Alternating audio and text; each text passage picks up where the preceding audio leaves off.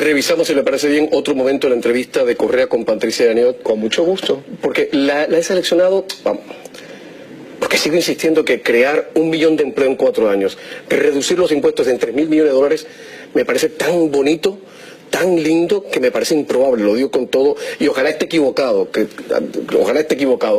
Y a propósito, el presidente ha dicho algo, no que me apoye a mí, pero algo que por ahí podemos sacarle Rueden, por favor.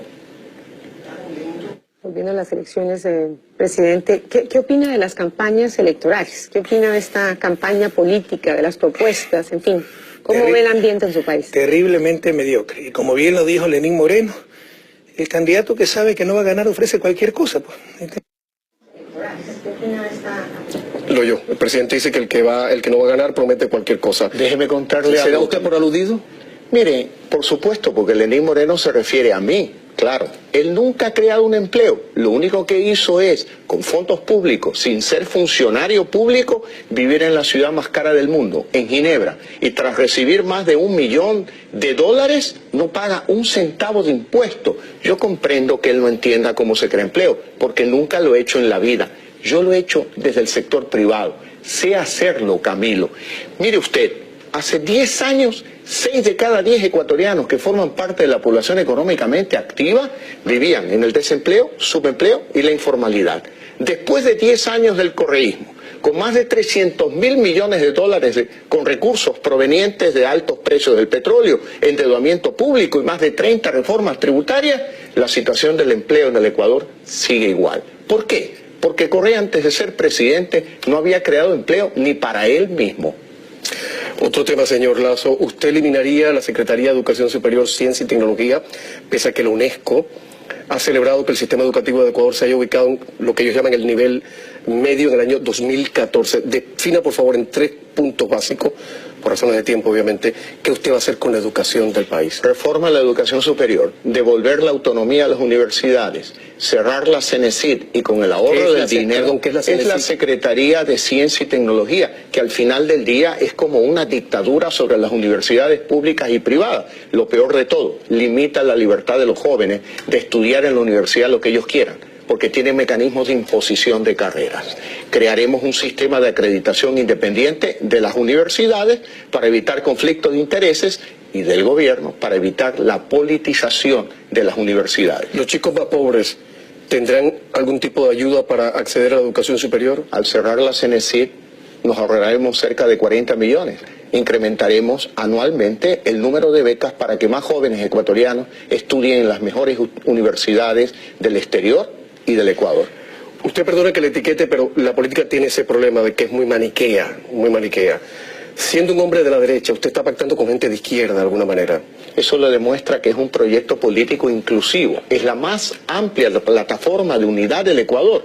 157 organizaciones políticas, gremiales, sociales, sectores indígenas están con nuestra candidatura. Y además, el prefecto de la SUAY, que lidera el movimiento Juntos Podemos, y el alcalde de Quito, que lidera el movimiento Suma.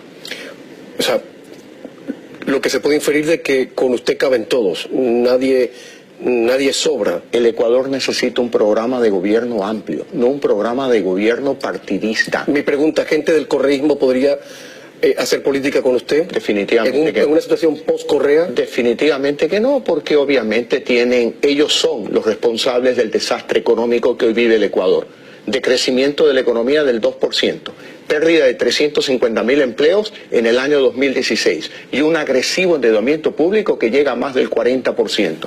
Quien crea una crisis no puede sacarnos de la crisis. El Ecuador necesita un cambio en democracia, en economía y en lo social. El presidente diría que esa crisis o esa situación de vulnerabilidad económica, como queramos llamarla, tendría que ver con la caída estrepitosa de los precios del petróleo en el año 2016. Todos los políticos achacan la situación de sus países a eso. Ya le dije que Correa habla cualquier cosa aunque esté alejada de la realidad. Un precio de petróleo de $54 no es un mal precio. El problema del sector petrolero es que antes de que llegue Correa el costo de producción de un barril de petróleo era de $9. Hoy cuesta producir un barril de petróleo $27.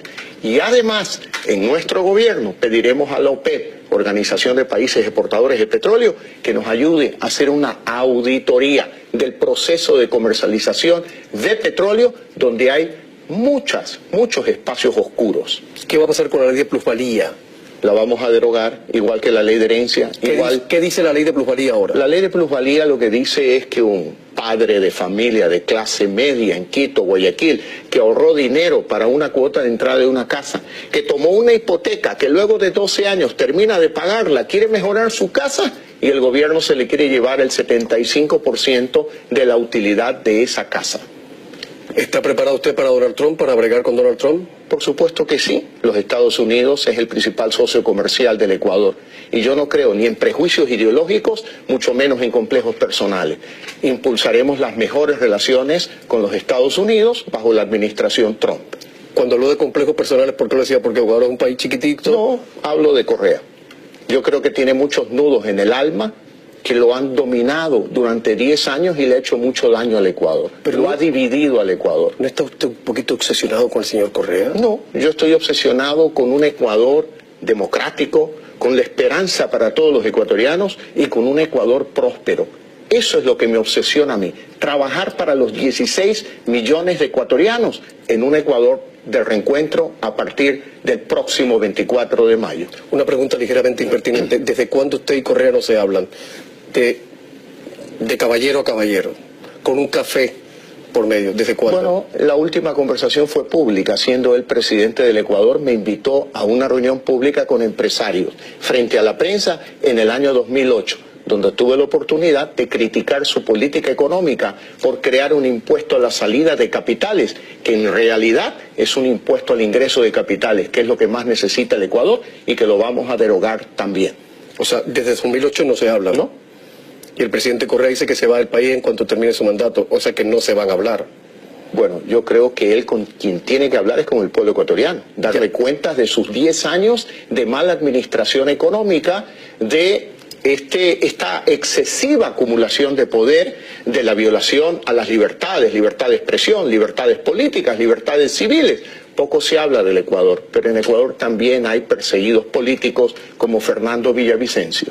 ¿Quién es ese individuo? Cuéntele a la gente quién es. Él es un periodista investigativo que por investigar presuntos actos de corrupción es perseguido por la justicia dominada por Correa.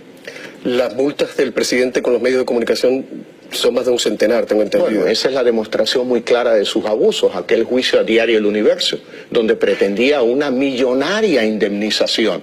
Esa es la demostración clara de que a él le incomoda la prensa, a tal punto que quiere multarla. Fíjese usted, desde que existe la ley de comunicación, 144 multas a los medios de comunicación, de los cuales 143 a los medios independientes y privados, y solo una a medios públicos. Esos números le dicen todo.